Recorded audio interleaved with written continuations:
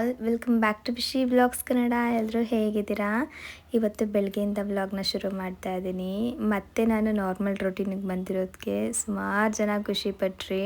ಹಾಗೆ ಇನ್ನು ಕೆಲವೊಂದಿಷ್ಟು ಹೆಲ್ದಿ ರೆಸಿಪೀಸ್ನೆಲ್ಲ ಶೇರ್ ಮಾಡ್ಕೊಳ್ಳಿ ಶಿಲ್ಪ ಅಂತ ಕೂಡ ಹೇಳ್ತಿದ್ರಿ. ಖಂಡಿತ ನಾನು ಏನೇನೆಲ್ಲ ಮನೇಲಿ ಮಾಡ್ತೀನಿ ನೋಡಿ, ಆದಷ್ಟು ಅದನ್ನೆಲ್ಲ ಶೇರ್ ಮಾಡಲಿಕ್ಕೆ ಟ್ರೈ ಮಾಡ್ತೀನಿ. ಹಾಗೆ ಇನ್ನು ಕೆಲವೊಬ್ಬರು ಸ್ವಲ್ಪ ನೀವು ಟೈಮ್ ತೊಗೊಳ್ಬೇಕಿತ್ತು ಶಿಲ್ಪ ಅಂತೇಳಿ ನನ್ನ ಮೇಲಿರೋ ಕನ್ಸನ್ಗೋಸ್ಕರ ಹೇಳ್ತಾ ಇದ್ರಿ. ಮಗು ರಾತ್ರಿ ಹೊತ್ತು ಕೆಲವೊಮ್ಮೆ ನಿದ್ದೆ ಮಾಡೋದು ತಡ ಮಾಡ್ತಾರೆ, ಅವಾಗೆಲ್ಲ ನೀವು ನಿದ್ದೆ ಇಲ್ಲದೇ ಇದೆಲ್ಲ ಮಾಡ್ಲಿಕ್ಕೆ ಹೋಗೋದು ಅಷ್ಟೊಂದು ಒಳ್ಳೆಯದಲ್ಲ ಅಂಥೇಳಿ.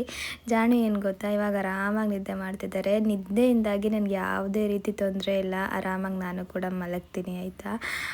Thank you. ಬಟ್ ಏನು ಗೊತ್ತಾ, ನಾನು ಇಷ್ಟು ದಿನ ರೆಸ್ಟ್ ಮಾಡಿದ್ದೀನಿ, ನನ್ನ ಬಾಡಿಗೆ ಎಷ್ಟು ಬೇಕೋ ಅಷ್ಟು ನಾನು ರೆಸ್ಟ್ ಕೊಟ್ಟಿದ್ದೀನಿ. ಇನ್ಮೇಲೂ ರೆಸ್ಟ್ ಅಂತ ಕೂರಬಾರ್ದು. ಇನ್ಮೇಲಾದರೂ ಕೂಡ ನಾನು ಆ್ಯಕ್ಟಿವ್ ಆಗಿರಬೇಕು. ಹಾಗೆ ನನ್ನ ಬಾಡಿ ಬಗ್ಗೆ ನಾನು ಕೂಡ ಗಮನ ಕೊಡಬೇಕಲ್ವ. ಹಾಗಾಗಿ ನನ್ನ ನಾರ್ಮಲ್ ರೊಟೀನಿಗೆ ಬಂದಿರೋದು. ಇನ್ನಿವತ್ತು ಆಯಿಲ್ ಪುಲ್ಲಿಂಗ್ ಕೂಡ ಮಾಡ್ತಾಯಿದ್ದೀನಿ. ನಾನು ಇದ್ರ ಬಗ್ಗೆ ಸುಮಾರು ಸಲ ನಿಮ್ಗೆ ಹೇಳಿದ್ದೀನಿ ಎಷ್ಟೆಲ್ಲ ಬೆನಿಫಿಟ್ಸ್ ಇದೆ ಅಂತ ಹೇಳ್ಬಿಟ್ಟು. ಆದರೆ ಯಾವಾಗಲೂ ಅಷ್ಟೇ, ಏನಾದರೂ ಒಂದು ಅಭ್ಯಾಸ ಮಾಡ್ತಾಯಿದ್ದೀವಿ ಅಥವಾ ಮಾಡ್ತಿದ್ದೀವಿ ಅಂತ ಅಂದರೆ ಅದನ್ನು ಅರ್ಧದಲ್ಲೇ ಸ್ಟಾಪ್ ಮಾಡಬಾರ್ದು. ಯಾವಾಗಲೂ ಕೂಡ ಮಾಡ್ಕೊಂಡು ಹೋಗಬೇಕು. ಆವಾಗಲೇ ನಮಗೆ ಒಂದು ಅದರಲ್ಲಿರೋ ಬೆನಿಫಿಟ್ ಸಿಗೋವಂಥದ್ದು. ಇನ್ನು ಇವತ್ತು ಯೋಗ ಎಲ್ಲ ಮುಗಿಸ್ಕೊಂಡು ಒಂದು ಹೆಲ್ದಿ ಡ್ರಿಂಕ್ ಮಾಡ್ಕೊಳ್ಳೋಣ ಅಂತ ಹೇಳ್ಬಿಟ್ಟು ಅಮೃತ ಬಳ್ಳಿದು ಎಲೆ ಬರುತ್ತಲ್ಲ ಅದನ್ನು ತೊಗೊಂಡು ಬರೋಣ ಅಂಥೇಳಿ ಕೆಳಗಡೆ ಹೋದೆ. ನಮ್ಮ ಮನೆ ಮುಂದೆನೇ ಇದೆ ಆಯಿತಾ. ಒಳ್ಳೆ ಬನದ ಥರ ಹಬ್ಕೊಂಡ್ಬಿಟ್ಟಿದೆ. ಸುಮಾರು ಜನ ಬಂದು ಬೆಳಗ್ಗೆ ಹೊತ್ತು ಇದನ್ನು ತೊಗೊಂಡು ಹೋಗ್ತಾರೆ. ಶುಗರ್ ಇರೋರು ಜಾಸ್ತಿ ತಿಂತಾರೆ ಇದನ್ನು. ನನ್ನ ಪ್ರಕಾರ ಏನು ಗೊತ್ತಾ, ಶುಗರ್ ಬಂದಮೇಲೆ ತಿನ್ನೋದಕ್ಕಿಂತ ಬರಲಿಕ್ಕಿಂತ ಮುಂಚೆನೇ ತಿನ್ನಬೇಕಲ್ವಾ. ಬರೋದನ್ನ ನಾವೇ ಆದಷ್ಟು ಅವಾಯ್ಡ್ ಮಾಡಬೇಕು. ಹಾಗಾಗಿ ನಾನು ಇದನ್ನೆಲ್ಲ ತೊಗೊತಿರ್ತೀನಿ, ಅದು ನಿಮಗೂ ಗೊತ್ತಿರುತ್ತೆ.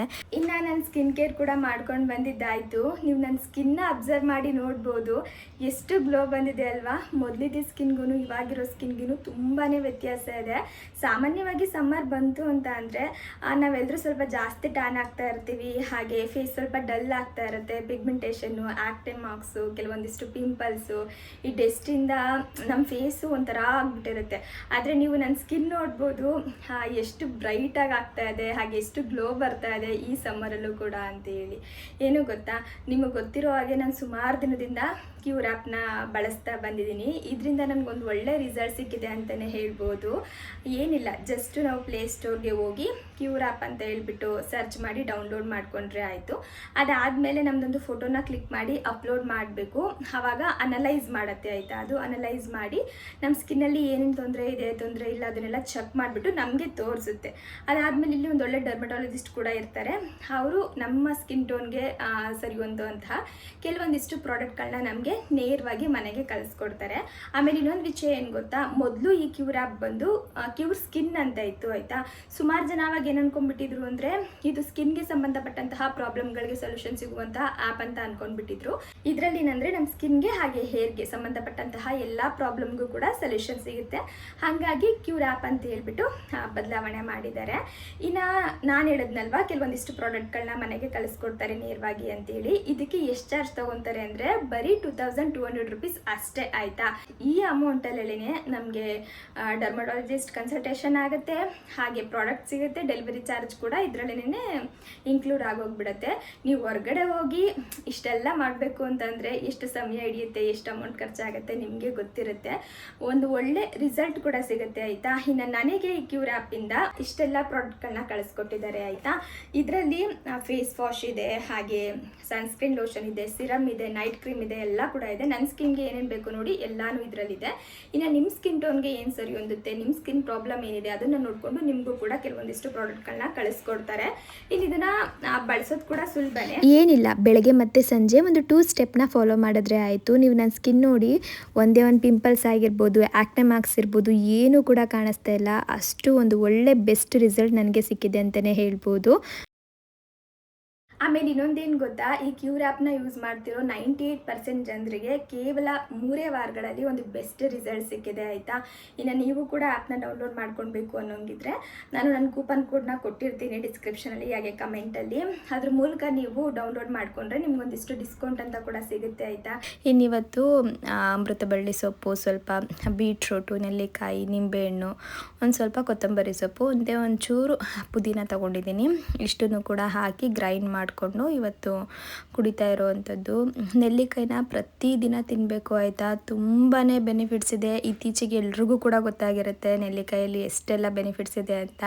ನಮ್ಮ ಮನೇಲಂತೂ ಯಾವಾಗ್ಲೂ ಸಹ ನೆಲ್ಲಿಕಾಯಿ ಇದ್ದೇ ಇರುತ್ತೆ. ಅಪ್ಪುಗೆ ಜ್ಯೂಸ್ಗಿಂತ ಹಂಗೆ ತಿನ್ಲಿಕ್ಕೆ ಇಷ್ಟ ಆಗುತ್ತೆ, ಅವರು ಹಂಗೆ ತಿಂತಾರೆ. ನನಗೆ ಈ ಥರ ಜ್ಯೂಸ್ ಮಾಡ್ಕೊಂಡು ಕುಡಿಯೋದು ಕಂಫರ್ಟ್ ಅಂತ ಅನಿಸುತ್ತೆ, ಹಾಗಾಗಿ ನಾನು ಈ ಥರ ತೊಗೊಳ್ತೀನಿ ಅಷ್ಟೇ. ಇನ್ನು ನನ್ನ ಮಗ ಎದ್ಬಿಟ್ಟು ಬಂದರು. ಅಗ್ಗಿ ಮಾಡಿ, ಒಂದು ಅಮ್ಮಗೊಂದು ಅಗ್ಗಿ ಮಾಡಿ, ಅಗ್ಗಿ ಅಂತ ಮಾಡಿ, ಅಗ್ಗಿ ಮಾಡಿ ಜಾನು.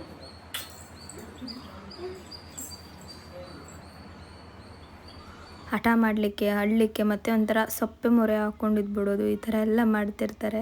ಹಾಗಾಗಿ ಸ್ವಲ್ಪ ಹೊತ್ತಾದರೂ ಸರಿ, ನಮ್ಮನೆ ಹತ್ರ ಆದರೂ ಸರಿ ಅಪ್ಪು ವಾಕ್ ಕರ್ಕೊಂಡು ಹೋಗ್ತಾರೆ. ತಂಪ ಗಾಳಿ ಬೀಸ್ತಿರುತ್ತೆ, ಚೆನ್ನಾಗಿರುತ್ತೆ ವಾತಾವರಣ. ಅದನ್ನೆಲ್ಲ ಮಕ್ಳಿಗೆ ನಾವು ಪರಿಚಯ ಮಾಡಿಸ್ಬೇಕು. ನಾವು ಹೆಂಗೆ ಚಿಕ್ಕ ಮಗುವಿಂದನೂ ಕೂಡ ರೂಢಿ ಮಾಡ್ತಾ ಬರ್ತೀವಿ ನೋಡಿ, ಅವರು ಅದನ್ನೇ ಕಲಿತಾ ಬರ್ತಾರೆ. ಒಳ್ಳೇದು ತೋರಿಸಿದ್ರೆ ಒಳ್ಳೇದು ಕಲಿತಾರೆ, ಕೆಟ್ಟದ್ದು ತೋರಿಸಿದ್ರೆ ಕೆಟ್ಟದ್ದು ಕಲಿತಾರೆ ಅಷ್ಟೇ. ಎಲ್ಲ ನಮ್ಮ ಮೇಲೇ ಇರುತ್ತೆ. ನಾವು ಹೆಂಗೆ ಅವ್ರಿಗೆ ಪ್ರಪಂಚನ ತೋರಿಸ್ತೀವಿ, ಅವರು ಅದೇ ಥರ ನೋಡ್ಲಿಕ್ಕೆ ಶುರು ಮಾಡ್ಕೋತಾರೆ ಅಷ್ಟೇ. ಇನ್ನು ಇವಾಗ ಜಾಡುಗೆ ನಾವು ಸಣ್ಣ ಪುಟ್ಟ ವಿಚಾರಗಳನ್ನೆಲ್ಲ ಕಲಿಸ್ತಾ ಇದ್ದೀವಿ. ಇವಾಗ ಬೆಳಗ್ಗೆ ಎದ್ದ ತಕ್ಷಣ ಹಗ್ ಮಾಡಿ ಅಂತ ಹೇಳೋದು, ಆಮೇಲೆ ಈಗ ಬಾಯ್ ಮಾಡಿ ಅಂತ ಹೇಳೋದು, ಹಾಗೆ ಫ್ಲೈಯಿಂಗ್ ಕಿಸ್ ಕೊಡೋದು ತೋರಿಸೋದು, ಈ ಥರ. ಈಗ ಹೆಂಗೆ ಅಂದರೆ ಸಾಮಾನ್ಯವಾಗಿ 5 ತಿಂಗಳು ಅಥವಾ 5.5 ತಿಂಗಳು ಆದಮೇಲೆ ಮಕ್ಕಳು ನಾವೇನು ಮಾಡ್ತೀವಿ ನೋಡಿ ಅದನ್ನು ನೋಡಿ ಮಾಡ್ಲಿಕ್ಕೆ ಟ್ರೈ ಮಾಡ್ತಾರೆ. ಇವಾಗ ನಾವು ಕೈ ಈ ಥರ ಅಲ್ಲಾಡಿಸ್ತಾ ಇದ್ರೆ ಬಾಯ್ ಅಂತೇಳಿ ಅವರು ಅಲ್ಲಾಡಿಸ್ಲಿಕ್ಕೆ ಟ್ರೈ ಮಾಡ್ತಾರೆ ಆಯಿತಾ, ಈ ಥರ. ಹಾಗಾಗಿ ನಾವು ಆದಷ್ಟು ಏನೇನೆಲ್ಲ ಹೇಳಲಿಕ್ಕೆ ಸಾಧ್ಯ ಆಗುತ್ತೆ ಅದನ್ನೆಲ್ಲ ಕಲಿಸ್ತಾ ಹೋಗಬೇಕು. ಇನ್ನು ಅಪ್ಪು ಕೂಡ ಜಿಮ್ಗೆ ಹೊರಟ್ರು. ಅಮ್ಮಂಗೆ ಇವತ್ತು ಶಂಖಪುಷ್ಪ ಹೂವು ಹಾಕ್ಬಿಟ್ಟು ಮಾಡಿಕೊಡ್ತಾ ಇದ್ದೀನಿ. ಅವ್ರಿಗೆ ಎಲ್ಲದಕ್ಕಿಂತ ಇದು ತುಂಬ ಇಷ್ಟ ಆಗುತ್ತೆ, ಹಾಗೆ ಇದು ಅವ್ರ ಬಾಡಿಗೆ ಚೆನ್ನಾಗಿ ಅಡ್ಜಸ್ಟ್ ಆಗಿಬಿಟ್ಟಿದೆ. ಹಾಗಾಗಿ ಬೇರೆ ಯಾವುದಾದ್ರೂ ಮಾಡೋಕ್ಕೋದ್ರೆ ಬೇಡ ಇದೊಂದೇ ಮಾಡಿಕೊಡು ಅಂತ ಕೇಳ್ತಾ ಇರ್ತಾರೆ. ಇನ್ನು ಅವ್ರಿಗೆ ಮಾಡಿಕೊಟ್ಟಿದ್ದಾದಮೇಲೆ ನಾನಿವಾಗ ತಿಂಡಿಗೆ ರೆಡಿ ಮಾಡ್ತಾಯಿದ್ದೀನಿ. ತಿಂಡಿಗೆ ಇವತ್ತು ಪನ್ನೀರ್ ಹಾಕ್ಬಿಟ್ಟು ಒಂದು ರೋಲ್ ಅಥವಾ ಸ್ಯಾಂಡ್ವಿಚ್ ಏನಾದರೂ ಅಂದ್ಕೊಳ್ಬೋದು, ಒಂದು ಹೆಲ್ದಿಯಾಗಿರೋ ಬ್ರೇಕ್ಫಾಸ್ಟ್ ಅದನ್ನು ರೆಡಿ ಮಾಡ್ತಾ ಇದ್ದೀನಿ. ಮೊದಲು ಇದನ್ನು ಮಾಡ್ಕೊಳ್ಳಿಕ್ಕೆ ಕಾಳುಗಳನ್ನೆಲ್ಲ ಸ್ಟೀಮ್ ಮಾಡ್ಕೊಳ್ಬೇಕಾಗತ್ತೆ. ಕಾಳಂದರೆ ಬೇರೆ ಏನೂ ಇಲ್ಲ, ಹೆಸರು ಕಾಳನ್ನ ಮೊಳಕೆ ಕಟ್ಟಿಟ್ಕೊಂಡಿದ್ದೆ ನಾನು, ಅದನ್ನು 1 ಕಪ್ ತೊಗೊಂಡಿದ್ದೀನಿ. ಇದರೊಟ್ಟಿಗೆ 1 ಕಪ್ ನಾನು ಮಟ್ಕಿ ತೊಗೊಂಡಿದ್ದೀನಿ, ಇದನ್ನು ಕೂಡ ಮೊಳಕೆ ಕಟ್ಟಿಟ್ಕೊಂಡಿರೋದು. ಇದನ್ನು ಮೋದ್ ಬೀನ್ಸ್ ಅಂತಾರೆ, ಮತ್ತು ಮ್ಯಾಟ್ ಬೀನ್ ಅಂತಾರೆ, ಇದರೊಟ್ಟಿಗೆ ಮಟ್ಕಿ ಅಂತಾರೆ, ಮೊಳಕೆ ಕಾಳು ಅಂತ ಅಂತಾರೆ. ಈ ಥರ ಒಂದು 3-4 ಹೆಸರಿದೆ. ಇದೇನು ಗೊತ್ತಾ, ಇದರಲ್ಲೂ ಕೂಡ ಅಷ್ಟೇ ಪ್ರೋಟೀನ್ ಮತ್ತು ಫೈಬರು ಹೆಚ್ಚಾಗಿರುತ್ತೆ ಆಯಿತಾ. ಹಾಗಾಗಿ ಎರಡನ್ನೂ ಕೂಡ ಒಟ್ಟಿಗೆ ತೊಗೊಂಡಿದ್ದೀನಿ. ಸಾಮಾನ್ಯವಾಗಿ ಹೇಳಬೇಕು ಅಂದರೆ ಇದನ್ನು ಉತ್ತರ ಕರ್ನಾಟಕ ಸೈಡಲ್ಲಿ ಜಾಸ್ತಿ ಬಳಸ್ತಾರೆ, ಅವ್ರಿಗಾದರೆ ಗೊತ್ತಿರುತ್ತೆ. ಇದರೊಟ್ಟಿಗೆ ಸ್ವಲ್ಪ ಕ್ಯಾರೆಟು ಮತ್ತು ಮನೇಲಿ ಸ್ವೀಟ್ ಕಾರ್ನ್ ಇತ್ತು, ಅದನ್ನು ಕೂಡ ಸ್ಟೀಮ್ ಮಾಡ್ಕೊಳ್ತಾ ಇದ್ದೀನಿ. 1 ಸ್ಟೀಮರ್ ತಂದಿಟ್ಕೊಂಡ್ಬಿಟ್ರೆ ಪಟ್ಟಂತ ನಾವು ಎಲ್ಲ ಥರ ಕಾಳುಗಳನ್ನು ಅಥವಾ ತರಕಾರಿಗಳನ್ನೂ ಕೂಡ ಸ್ಟೀಮ್ ಮಾಡಿಬಿಡ್ಬೋದು, ಬೇಗನೆ ಆಗೋಗ್ಬಿಡುತ್ತೆ ಆಯಿತಾ. ಒಂದರಲ್ಲೇ ನೋಡಿ ಎಲ್ಲ ಕೆಲಸನೂ ಪಟ್ಟಂತ ಮುಗಿಸ್ಕೊಂಡು ಬಿಡ್ಬೋದು. ಇನ್ನು ಈ ಕಡೆ ಇದಕ್ಕೆ ಸ್ವಲ್ಪ ಚಟ್ನಿ ಕೂಡ ಬೇಕಾಗುತ್ತೆ ಆಯಿತಾ. ಹಾಗಾಗಿ ಗ್ರೀನ್ ಚಟ್ನಿನ ಯಾವಾಗಲೂ ನಾವು ಮಾಡ್ತಾ ಇರ್ತೀವಿ. ಅದ್ರ ಬದಲು ಇವತ್ತು ನಾನು ಮ್ಯಾಂಗೋ ಹಾಕ್ಬಿಟ್ಟು ಗ್ರೀನ್ ಚಟ್ನಿ ಮಾಡೋಣ ಅಂತ ಅಂದ್ಕೊಂಡಿದ್ದೀನಿ. ಫಸ್ಟ್ ಟೈಮ್ ಮಾಡಿದ್ದು ಆಯಿತಾ, ಎಷ್ಟು ಟೇಸ್ಟಿಯಾಗಿ ಬಂದಿತ್ತು ಅಂದರೆ ಚಟ್ನಿ ಒಂದು ಚೂರು ಕೂಡ ಉಳಿಲಿಲ್ಲ ನಮ್ಮ ಮನೇಲಿ, ಅಷ್ಟು ಚೆನ್ನಾಗಿತ್ತು. ಸ್ಯಾಂಡ್ವಿಚ್ ಏನಾದರೂ ಮಾಡ್ತಿದ್ರೆ ಅವಾಗೆಲ್ಲ ಈ ಥರ ಮಾಡ್ಕೊಳ್ಳಿ ನೀವು. ಮೊದಲು ಇದನ್ನು ಮಾಡ್ಕೊಳ್ಳಿಕ್ಕೆ ಒಂದು ಹಸಿರು ಮೆಣಸಿನ್ಕಾಯಿ, ಸ್ವಲ್ಪ ಪುದೀನ ಸೊಪ್ಪು, ಹಾಗೆ ಸ್ವಲ್ಪ ಕೊತ್ತಂಬರಿ ಸೊಪ್ಪು ಹಾಕ್ಕೊಂಡಿದ್ದೀನಿ. 1 ಮಾವಿನಕಾಯಲ್ಲಿ 1/4 ಭಾಗದಷ್ಟು ಸೇರಿಸ್ಕೊಂಡಿದ್ದೀನಿ. ಸ್ವಲ್ಪ ಜೀರಿಗೆ, ಉಪ್ಪು ಮತ್ತು ಕಡಲೆಪಪ್ಪನ್ನ ಹಾಕ್ಕೊಂಡು ನೀರನ್ನ ಸೇರಿಸ್ಬಿಟ್ಟು ನುಣ್ಣಗೆ ಗ್ರೈಂಡ್ ಮಾಡ್ತಾಯಿದ್ದೀನಿ. ಕಡಲೆಪಪ್ಪು, ಜೀರಿಗೆ ಎಲ್ಲನೂ ಕೂಡ ಸ್ವಲ್ಪ ಸ್ವಲ್ಪ ಹಾಕ್ಕೊಂಡ್ರೆ ಸಾಕು, ತೀರಾ ಜಾಸ್ತಿ ಹಾಕ್ಕೊಳ್ಳೋ ಅವಶ್ಯಕತೆ ಏನಿಲ್ಲ.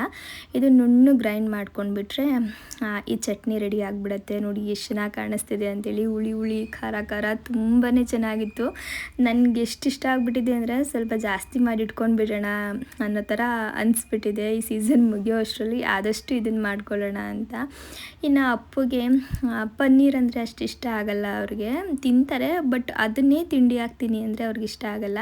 ಹಾಗಾಗಿ ಅವ್ರಿಗೋಸ್ಕರ ಕೆಲವೊಂದು ಕಾಳು ಮತ್ತು ಗೋಧಿ ಹಿಟ್ಟನ್ನೆಲ್ಲ ಹಾಕಿ ಈ ಥರ ಪೌಡರ್ ಮಾಡಿ ಇಟ್ಕೊಂಡಿರ್ತೀನಿ.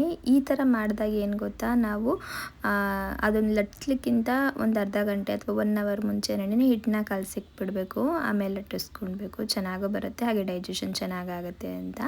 ಇನ್ನು ಇವಾಗ ಅದನ್ನು ಮಾಡಿಕೊಂಡು ಈ ಕಡೆ ಆವಾಗಲೇ ನಾವು ಕಾಳನ್ನೆಲ್ಲ ಸ್ಟೀಮ್ ಮಾಡ್ಕೊಂಡಿದ್ವಲ್ಲ, ಅದನ್ನು ಸ್ವಲ್ಪ ತರಿಯಾಗಿ ಗ್ರೈಂಡ್ ಮಾಡಬೇಕಾಗತ್ತೆ. ಅದನ್ನೆಲ್ಲ ಇವಾಗ ಒಂದು ಜಾರ್ಗೆ ಹಾಕ್ಕೊತಾ ಇದ್ದೀನಿ. ಮೊದಲು ಕಾಳನ್ನ ಹಾಕಿದ್ದೀನಿ, ಹಾಗೆ ಒಂದೆರಡು ಹಸಿರು ಮೆಣಸಿನ್ಕಾಯಿ ಸೇರಿಸ್ಕೊಳ್ತಾ ಇದ್ದೀನಿ. ಇದರೊಟ್ಟಿಗೆ ಸ್ವಲ್ಪ ಕೊತ್ತಂಬರಿ ಸೊಪ್ಪು, ಹಾಗೆ ಈರುಳ್ಳಿ ಒಂದು ತೊಗೊಂಡು ಹಾಕ್ಕೊಂಡಿದ್ದೀನಿ. ಸಣ್ಣದಾಗಿ ಕಟ್ ಮಾಡಿ ಸೇರಿಸ್ಕೊಂಡೆ, ನಾನು ಬೇಗ ಆಗುತ್ತೆ ಅಂತ. ಹಸಿರು ಮೆಣಸಿನ್ಕಾಯಿ ಇಷ್ಟ ಆಗಲ್ಲ ಅನ್ನೋರು ಚಿಲ್ಲಿ ಫ್ಲೇಕ್ಸು ಅಥವಾ ಅಚ್ಕಾರದ ಪುಡಿ ಕೂಡ ಸೇರಿಸ್ಕೊಳ್ಬೋದು. ಇನ್ನು ಇದನ್ನು ಇಷ್ಟು ಗ್ರೈಂಡ್ ಮಾಡಿಕೊಂಡ್ರೆ ಆಯಿತಾ. ತುಂಬ ನುಣ್ಣಗೆ ಮಾಡ್ಕೊಳ್ಳಿಕ್ಕೆ ಹೋಗಬಾರ್ದು, ಆವಾಗ ತಿನ್ಲಿಕ್ಕೆ ಅಷ್ಟು ಖುಷಿ ಅನಿಸಲ್ಲ. ಈ ಥರ ಮಾಡ್ಕೊಂಡಾಗ ತಿನ್ಲಿಕ್ಕೆ ಒಂಥರ ಚೆನ್ನಾಗಿರುತ್ತೆ. ಇದಕ್ಕಿವಾಗ ಅರಿಶಿನದ ಪುಡಿ, ಜೀರಿಗೆ ಪುಡಿ, ಧನಿಯಾ ಪುಡಿ, ಹಾಗೆ ಒಂಚೂರು ಗರಂ ಮಸಾಲ, ಅಚ್ಕಾರದ ಪುಡಿನ ಸೇರಿಸ್ಕೊಂಡು ಸ್ವಲ್ಪ ಉಪ್ಪು ಕೂಡ ಹಾಕ್ಕೊಳ್ತಾ ಇದ್ದೀನಿ. ಗರಂ ಮಸಾಲ ಆಪ್ಷನಲ್, ಬೇಕಿದ್ರೆ ತೊಗೊಳ್ಳಿ, ಬೇಡ ಅಂದರೆ ಬೇಡ. ಹಾಗೆ ಸ್ವಲ್ಪ ಕ್ಯಾರೆಟು ಮತ್ತು ಸಬ್ಬಕ್ಕಿ ಸೊಪ್ಪು ಬರುತ್ತಲ್ವ, ಅದನ್ನು ಕೂಡ ಸೇರಿಸ್ಕೊಂಡು ಚೆನ್ನಾಗಿ ಕಲಿಸ್ಕೊಂಡು ನಮಗೆ ಯಾವ ಶೇಪಿಗೆ ಬೇಕು ನೋಡಿ ಆ ಶೇಪಿಗೆ ಮಾಡ್ಕೊಳ್ಬೋದು. ಆದರೆ ತೀರಾ ತೆಳ್ಳಗೂ ಮಾಡ್ಕೊಳ್ಳಿಕ್ಕೆ ಹೋಗಬಾರ್ದು, ತೀರಾ ಮಂದವಾಗಿ ಕೂಡ ಮಾಡಬಾರ್ದು. ಮಂದವಾಗಿ ಮಾಡ್ಕೊಂಡ್ರೆ ಏನು ಗೊತ್ತಾ, ತಿನ್ಲಿಕ್ಕೇನೋ ಒಂಥರ ಅನಿಸ್ಬಿಡುತ್ತೆ, ಮಕ್ಕುಡ್ದಂಗೆ ಆಗೋಗ್ಬಿಡುತ್ತೆ. ತೆಳ್ಳಗೆ ಮಾಡ್ಕೊಂಡಾಗ ಅದು ನಾವು ಮಾಮೂಲಿಯಾಗಿ ತವ ಮೇಲೆ ಫ್ರೈ ಮಾಡ್ತೀವಲ್ಲ, ಅವಾಗ ಎದೊಳೆಲ್ಲ ಕಟ್ಟಾಗಿಬಿಡುತ್ತೆ. ಹಾಗಾಗಿ ಮೀಡಿಯಮಾಗಿ ಮಾಡಿಕೊಂಡ್ರೆ ಚೆನ್ನಾಗಿ ಅನಿಸುತ್ತೆ, ಮೇಲ್ಗಡೆ ಎಲ್ಲ ಚೆನ್ನಾಗಿ ಫ್ರೈ ಆಗಿರುತ್ತೆ, ತಿನ್ನಲಿಕ್ಕೂ ಕೂಡ ಚೆನ್ನಾಗಿ ಅನಿಸುತ್ತೆ. ಇನ್ನಿವಾಗ ನಾನೆಲ್ಲನೂ ಕೂಡ ರೆಡಿ ಮಾಡಿಕೊಂಡು ಒಂದು ಪ್ಯಾನ್ನ ಇಟ್ಕೊಂಡು ಅದಕ್ಕೆ ಸ್ವಲ್ಪ ಎಣ್ಣೆ ಹಾಕ್ಬಿಟ್ಟು, ಎಣ್ಣೆ ಸ್ವಲ್ಪ ಬಿಸಿ ಆದಮೇಲೆ ಇದನ್ನು ಇಟ್ಬಿಟ್ಟು ಲೋ ಫ್ಲೇಮಲ್ಲಿ ಒಂದು 2-3 ನಿಮಿಷ ಫ್ರೈ ಮಾಡ್ಕೊತಾ ಇದ್ದೀನಿ ಅಷ್ಟೇ. ಕಾಳುಗಳನ್ನೆಲ್ಲ ನಾವು ಈಗಾಗಲೇ ಬೇಯಿಸಿರೋದ್ರಿಂದ ಜಾಸ್ತಿ ಹೊತ್ತು ಮಾಡ್ಕೊಳ್ಳೋ ಅಗತ್ಯ ಏನೂ ಇರಲ್ಲ, ಬೇಗನೆ ಆಗೋಗ್ಬಿಡುತ್ತೆ ಇದು. ಹಬ್ಬಬ್ಬ ಅಂದರೆ ಒಂದು 5-6 ನಿಮಿಷ ಟೈಮ್ ತೊಗೊಬೋದು, ಒಂದು 3-4 ಜನಕ್ಕೆ ಇದನ್ನು ಮಾಡ್ತೀನಿ ಅಂತ ಅಂದರೆ ಅಷ್ಟೇ. ಇನ್ನಿವಾಗ ನಾನು ಈ ಕಡೆ ಇನ್ನೊಂದು ತವಾನ ಇಟ್ಬಿಟ್ಟು ತವಾಗ ಒಂಚೂರು ಎಣ್ಣೆ ಸಾರ್ಬಿಟ್ಟು ಪನ್ನೀರನ್ನ ತವ ಮೇಲೇ ತುರ್ಕೊಳ್ತಾ ಇದ್ದೀನಿ ಆಯಿತಾ. ಹಿಂಗೆ ತುರ್ಕೊಳ್ಬೇಕು, ಆವಾಗ ಎಲ್ಲ ಕಡೆ ಪನ್ನೀರ್ ನೀಟಾಗಿ ಸ್ಪ್ರೆಡ್ ಆಗುತ್ತೆ. ಇಷ್ಟು ಪನ್ನೀರನ್ನ ನಾವು ತುರಿಬೇಕಾಗತ್ತೆ. ಒಂದು 30 ಗ್ರಾಮ್ ಪನ್ನೀರ್ ಇದೆ ಅಂತ ಅಂದ್ಕೊಳ್ಳಿ. ಇದರಲ್ಲಿ ಕೆಲವೊಬ್ಬರು ಅವ್ರ ಬಾಡಿಗೆ ಎಷ್ಟು ಪ್ರೋಟೀನ್ ಬೇಕು ಅಷ್ಟು ಮಾತ್ರ ತೊಗೊಳ್ತಾರೆ, ಅವರು ನೋಡಿಕೊಂಡು ಹೆಚ್ಚು ಕಡಿಮೆ ಮಾಡ್ಕೊಬೋದು. ಇನ್ನು ಇದನ್ನು ನೀಟಾಗಿ ಒಂದು ಅಲ್ಲೆಕಡ್ಡಿ ಸಹಾಯದಿಂದ ಸ್ಕ್ವೇರ್ ಶೇಪ್ಗೆ ನಾನು ಮಾಡಿಕೊಂಡೆ. ಅದ್ರ ಮೇಲ್ಗಡೆ ಸ್ವಲ್ಪ ಬೆಳ್ಳುಳ್ಳಿ ಹಾಕ್ಕೊಂಡಿದ್ದೀನಿ, ಹಾಗೆ ಚಿಲ್ಲಿ ಫ್ಲೇಕ್ಸು ಆರಿಗೇನೋ ಹಾಕ್ಕೊಂಡಿದ್ದೀನಿ. ಇದೆರಡು ಹಾಕೋದ್ರಿಂದ ಟೇಸ್ಟ್ ಡಿಫ್ರೆಂಟಾಗಿ ಚೆನ್ನಾಗಿರುತ್ತೆ. ಹಾಗೆ ಇವಾಗ ಲೆಟಸ್ ಬರುತ್ತಲ್ಲ, ಅದನ್ನು ಕೂಡ ಸೇರಿಸ್ಕೊಳ್ಬೋದು. ನಾನು ಸೇರಿಸೋಣ ಅಂದ್ಕೊಂಡೆ, ಆದರೆ ನಂಗೆ ಮರ್ತೋಗ್ಬಿಡ್ತು, ಹಾಗಾಗಿ ಹಾಕಲಿಲ್ಲ. ಹಾಕೊಳ್ಳಿ, ಚೆನ್ನಾಗಿರುತ್ತೆ. ಇನ್ನಿವಾಗ ಅದ್ರ ಮೇಲ್ಗಡೆ ನಾನು ಗ್ರೀನ್ ಚಟ್ನಿ ರೆಡಿ ಮಾಡಿ ಇಟ್ಕೊಂಡಿದ್ವಲ್ಲ, ಅದನ್ನು ಸ್ವಲ್ಪ ಸೇರಿಸ್ತಾ ಇದ್ದೀನಿ. ಹಾಗೆ ಹೆಸ್ರು ಕಾಳು ಪ್ಯಾಟಿ ರೆಡಿ ಮಾಡಿದ್ವಲ್ಲ, ಅದನ್ನು ಇಟ್ಬಿಟ್ಟು ಸ್ವಲ್ಪ ಕ್ಯಾಪ್ಸಿಕಮ್ಮು, ಹಾಗೆ ಈರುಳ್ಳಿ, ಇದರೊಟ್ಟಿಗೆ ಒಂದು ಸ್ವಲ್ಪ ಬೇಕು ಅನ್ನೋಂಗಿದ್ರೆ ಕ್ಯಾರೆಟ್ ಸೇರಿಸ್ಕೊಳ್ಬೋದು. ನಾನು ಕ್ಯಾರೆಟ್ ಹಾಕಿಲ್ಲ, ಸೌತೆಕಾಯಿ ಹಾಕಿದ್ದೀನಿ. ಹಾಗೆ ಸ್ವಲ್ಪ ಗ್ರೀನ್ ಚಟ್ನಿನ ಮೇಲ್ಗಡೆ ಹಾಕ್ಕೊಂಡ್ಬಿಟ್ಟು ಒಂದು 30-40 ಸೆಕೆಂಡ್ ಮೀಡಿಯಮ್ ಫ್ಲೇಮಲ್ಲಿ ಬೇಯಿಸ್ಕೊಂಡ್ರೆ ಆಯಿತು. ಇದು ಬೇಗ ಬೆಂದ್ಬಿಡುತ್ತೆ. ಅದಾದಮೇಲೆ ಈ ಥರ ಫೋಲ್ಡ್ ಮಾಡ್ಕೊಳ್ಳೋದು ಆಯಿತಾ. ಮಾಡಿಲ್ಲ ಅಂದರೂ ನಡೆಯುತ್ತೆ. ನಿಮಗೆ ರ್ಯಾಪ್ ಥರ ಕಾಣಿಸ್ಬೇಕು ಅದು ಅನ್ನೋಂಗಿದ್ರೆ ಈ ಥರ ಮಾಡ್ಕೊಳ್ಬೋದು ಆಯಿತಾ. ಕ್ರಿಸ್ಪಿಯಾಗಿ ತಿನ್ಲಿಕ್ಕೆ ಎಷ್ಟು ಚೆನ್ನಾಗಿರುತ್ತೆ ಅಂದರೆ ನಿಜವಾಗ್ಲೂ ಒಂದು ತಿನ್ಬಿಟ್ಟು ಸುಮ್ಮನೆ ಆಗ್ಲಿಕ್ಕೆ ಆಗೋದೇ ಇಲ್ಲ, ಇನ್ನೂ ಒಂದು ಬೇಕು ಅಂತ ಅನಿಸುತ್ತೆ, ಅಷ್ಟು ಚೆನ್ನಾಗಿರುತ್ತೆ. ಇದರೊಟ್ಟಿಗೆ ಈ ಚಟ್ನಿ ಕಾಂಬಿನೇಷನ್ನು ಬೇಕು ಅನ್ನೋಂಗಿದ್ರೆ ಕೆಚಪ್ ಕೂಡ ನಾವು ಹಾಕ್ಕೊಳ್ಬೋದು, ಬೇಡ ಅಂದರೆ ಈ ಚಟ್ನಿಲೇ ತಿನ್ಬಿಡ್ಬೋದು. ಎಷ್ಟು ಕ್ರಿಸ್ಪಿಯಾಗಿ ಬಂದಿತ್ತು ಅಂದರೆ ನನಗಂತೂ ತುಂಬ ಇಷ್ಟ ಆಗಿಬಿಡ್ತು. ಇನ್ನು ಅಪ್ಪುಗೆ ಅಂತ ಹೇಳಿದ್ನಲ್ವ, ಅವರಿಗೆ ಚಪಾತಿ ಥರ ಇದನ್ನು ಲಟ್ಟಿಸ್ಕೊಂಡಿದ್ದೀನಿ ನೋಡಿ, ಲಟ್ಟಿಸ್ಕೊಂಡು ಬೇಯಿಸ್ಕೊಳ್ತಾ ಇದ್ದೀನಿ. ಅದ್ರ ಮೇಲ್ಗಡೆ ಇವಾಗ ಮತ್ತೆ ಸ್ವಲ್ಪ ಪನ್ನೀರ್ ತುರಿನ ಸೇರಿಸ್ಕೊತಿದ್ದೀನಿ. ಒಂದು ಸ್ವಲ್ಪ ಹಾಕಿದ್ರೆ ಅಪ್ಪು ತಿಂತಾರೆ, ಬೇಡ ಅನ್ನಲ್ಲ, ಜಾಸ್ತಿ ಹಾಕ್ಕೊಡ್ದು ಅವ್ರಿಗೆ ಅಷ್ಟೇನೇ. ಇನ್ನು ಬೆಳ್ಳುಳ್ಳಿ ಹಾಕ್ಕೊಂಡು ಚಿಲ್ಲಿ ಫ್ಲೇಕ್ಸು ಮತ್ತು ಆರಿಗೇನೋನ ಸೇರಿಸ್ಬಿಟ್ಟು ಇದ್ರ ಮೇಲ್ಗಡೆ ಸ್ವಲ್ಪ ಗ್ರೀನ್ ಚಟ್ನಿ ಹಾಕ್ಕೊಳ್ತಾ ಇದ್ದೀನಿ. ಅದಾದಮೇಲೆ ಲೆಟ್ಟಸ್ ಇಟ್ಕೊಂಡೆ. ಇದರಲ್ಲಿ 2-3 ಥರ ಬರುತ್ತೆ ಆಯಿತಾ, ಎಲ್ಲನೂ ಚೆನ್ನಾಗೇ ಇರುತ್ತೆ. ನಿಮ್ಗೆ ಯಾವ್ದು ಇಷ್ಟ ಆಗುತ್ತೆ ಅದನ್ನು ತೆಗೆದು ಹಾಕ್ಕೊಳ್ಳಿ ಆಯಿತಾ. ಇನ್ನಿದ್ರ ಮೇಲೆ ಆಗಲೂ ನಾವು ಹೆಸ್ರು ಕಾಳು ಪ್ಯಾಟಿ ರೆಡಿ ಮಾಡಿದ್ವಲ್ಲ, ಅದನ್ನು ಇಟ್ಬಿಟ್ಟು ಸ್ವಲ್ಪ ಕ್ಯಾಪ್ಸಿಕಮ್ಮು, ಟೊಮೊಟೊ, ಈರುಳ್ಳಿ, ಇದರೊಟ್ಟಿಗೆ ಸೌತೆಕಾಯಿ, ಮತ್ತು ಕಾರ್ನ ಸ್ಟೀಮ್ ಮಾಡಿದ್ವಲ್ಲ ಅದನ್ನು ಕೂಡ ಸೇರಿಸ್ಕೊಂಡು ಸ್ವಲ್ಪ ಚಟ್ನಿ ಹಾಕ್ಕೊಳ್ತಾ ಇದ್ದೀನಿ. ಒಂಚೂರು ಜಾಸ್ತಿನೇ ಹಾಕ್ಕೊಂಡೆ, ಚೆನ್ನಾಗಿ ಅನಿಸುತ್ತೆ ಅಂತ ಹೇಳ್ಬಿಟ್ಟು. ಮತ್ತು ಇದನ್ನು ಅದೇ ಥರ ರ್ಯಾಪ್ ಥರ ರೆಡಿ ಮಾಡ್ಕೊಳ್ಳೋದು ಅಷ್ಟೇ.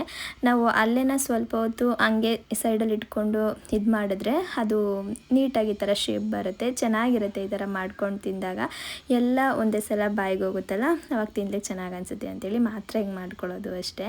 ಇನ್ನು ಎಲ್ರಿಗೂ ಕೂಡ ರೆಡಿ ಮಾಡಿದ್ದಾಯಿತು. ಅಪ್ಪು ಕೂಡ ಬಂದರು. ಚೆನ್ನಾಗಿಲ್ಲ, ಇದು ಕ್ವಾಲಿಟಿ ಇಲ್ಲ.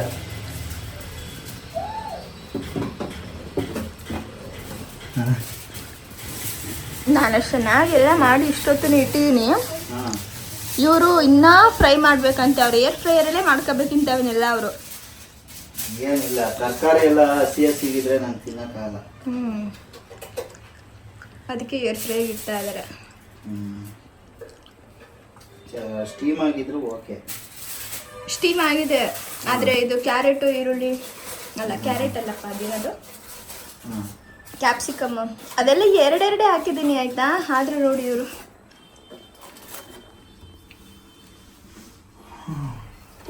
ಅಲ್ಯೂಮಿನಿಯಂ ಫಾಯಿಲ್ ಬೇರೆ ಇದಕ್ಕೆ.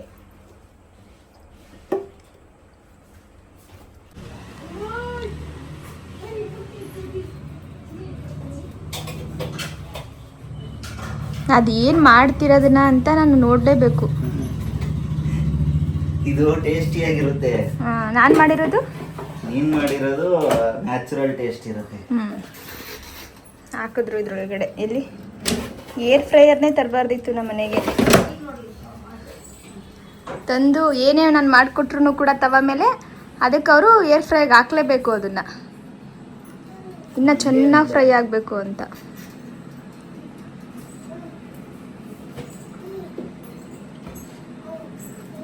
ಫ್ರೈ ಆಗಿರುತ್ತಮ್ಮ.